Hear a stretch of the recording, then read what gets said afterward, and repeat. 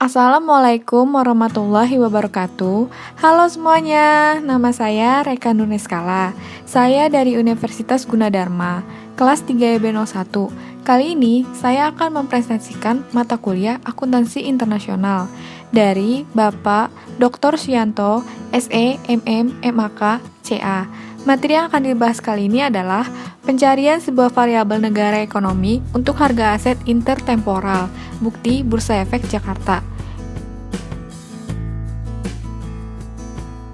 Langsung saja ke pembahasannya. Di sini pembahasannya ada yang pertama itu pokok permasalahan, yang kedua teori pendukung, yang ketiga ada metodologi penelitian, yang keempat ada hasil penelitian, yang kelima ada interpretasi hasil penelitian, yang keenam kesimpulan, yang ketujuh kritik terhadap artikel, dan yang terakhir yaitu future research. Yuk kita mulai ke materinya. Yang pertama ada pokok permasalahan. Pokok permasalahan dari artikel ini adalah penelitian ini mencoba untuk menemukan hubungan antara CAPM 3 faktor yang menonjol dan dinamis dengan menggunakan data dari Bursa Efek Jakarta.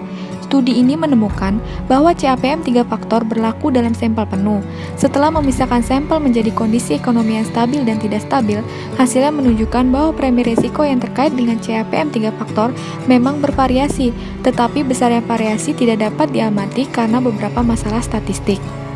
Selanjutnya ada teori pendukung.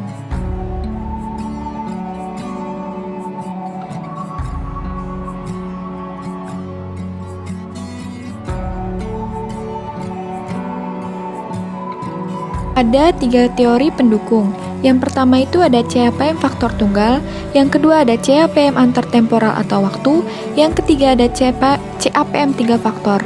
Yuk kita langsung mulai ke pembahasan pertama.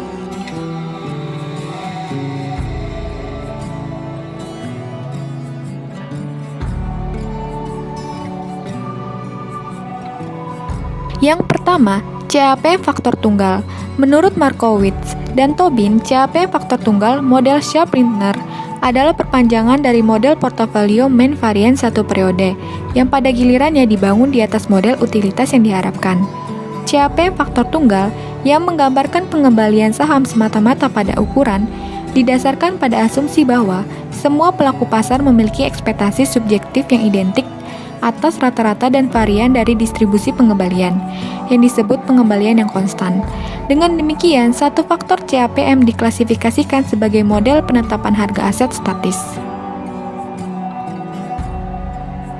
Dua, ada CAPM antartemporal atau waktu. Tidak seperti pengembalian yang diharapkan konstan yang diasumsikan dalam CAPM faktor tunggal. Dengan kata lain, distribusi return saham adalah varian waktu dan karenanya harapan subjektif berbeda dari satu periode ke periode lainnya. Sejak Merton menemukan CAPM intertemporal, CAPM periode tunggal telah ditantang secara empiris.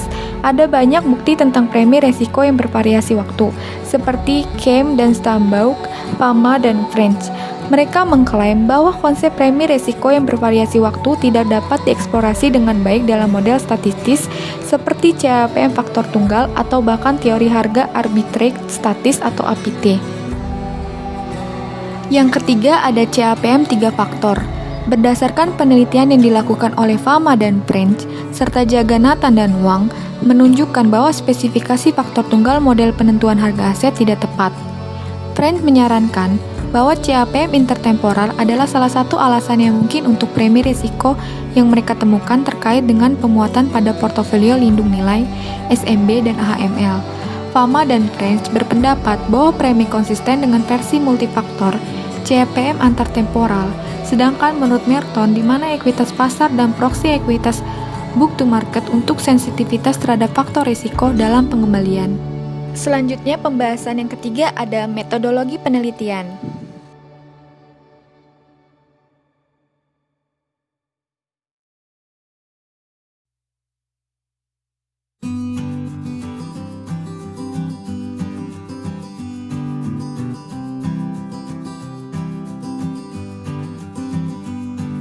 Pendekatan yang digunakan dalam penelitian ini adalah pendekatan kuantitatif yang menggunakan data-data yang terukur.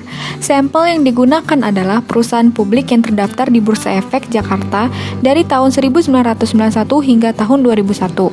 Sampel ditentukan dengan menggunakan metode purposive sampling dengan kriteria. Yang pertama itu, laporan keuangan perusahaan dan data yang diperlukan untuk menghitung semua variabel operasional harus tersedia. Yang kedua, perusahaan yang dipilih memiliki rasio ekuitas book to market yang positif. Pengamatan yang digunakan dalam penelitian ini bukan data perusahaan individu. Oke, pembahasan selanjutnya yaitu yang keempat, ada hasil penelitian.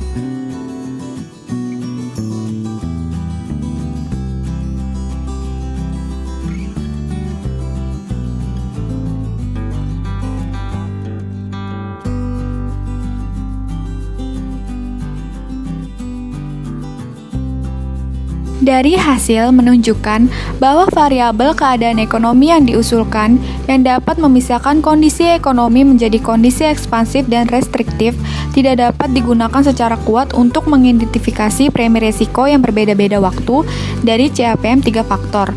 Namun, waktu yang bervariasi dari premi risiko yang terpasang dalam CAPM 3 faktor ditunjukkan oleh hasil regresi menggunakan pemisahan kondisi ekonomi yang stabil dan tidak stabil.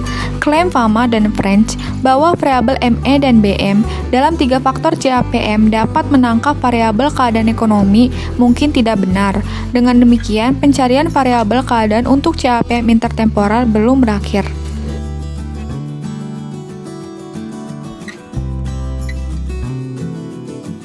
Selanjutnya, untuk pembahasan kelima, ada interpretasi hasil penelitian.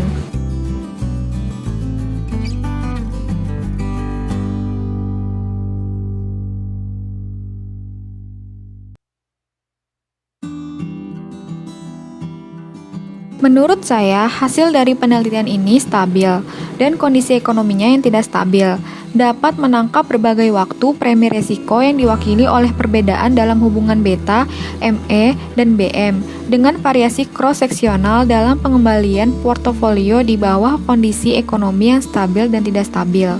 Secara keseluruhan, bukti mendukung hubungan antara 3 faktor CAPM dan CAPT antar waktu. Ukuran variabel keadaan ex ante sederhana harus ditemukan untuk menangkap variasi antar waktu dalam pengembalian saham yang diharapkan.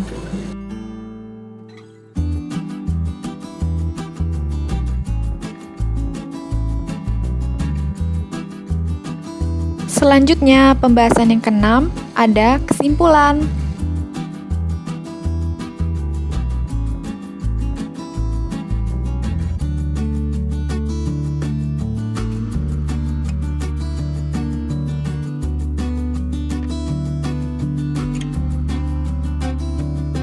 Hasil tes menggunakan sampel lengkap mengkonfirmasi bahwa CAPM 3 faktor berlaku dalam kasus ini.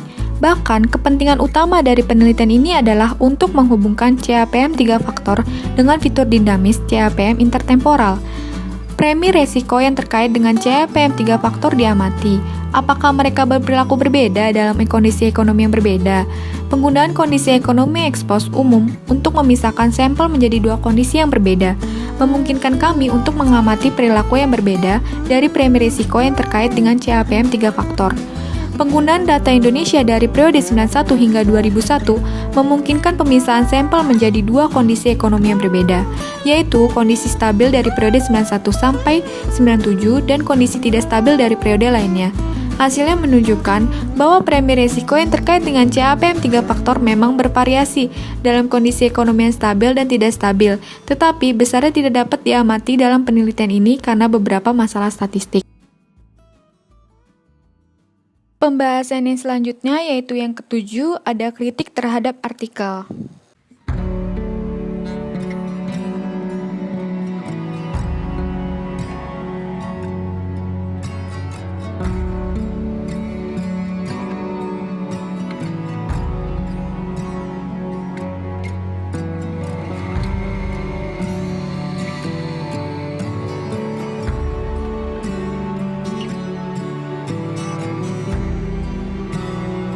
Variabel keadaan ekonomi, pertumbuhan, perubahan jumlah uang beredar yang diusulkan dalam penelitian ini gagal menangkap berbagai waktu resiko premi yang melekat dalam CAPM 3 faktor.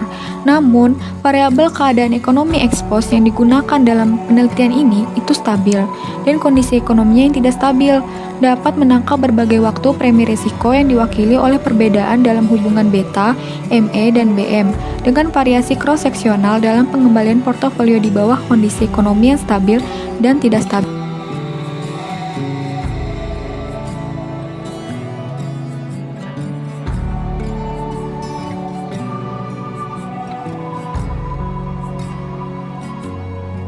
Dan pembahasan yang terakhir, yaitu yang ke-8, ada Future Research.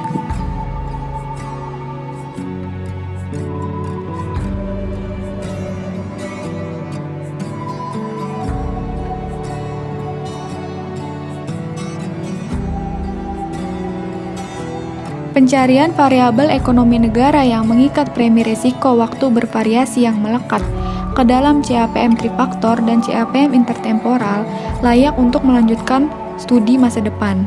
Secara keseluruhan, bukti mendukung hubungan antara 3 faktor CAPM dan CAPT antar waktu. Ukuran variabel keadaan ex ante sederhana harus ditemukan untuk menangkap variasi antar waktu dalam pengembalian saham yang diharapkan.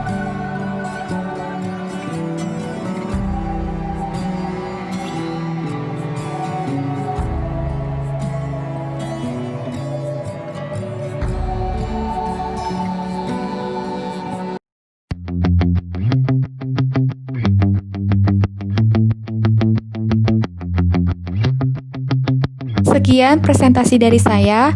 Mudah-mudahan presentasi ini bermanfaat untuk kalian dan terima kasih yang sudah menonton video ini.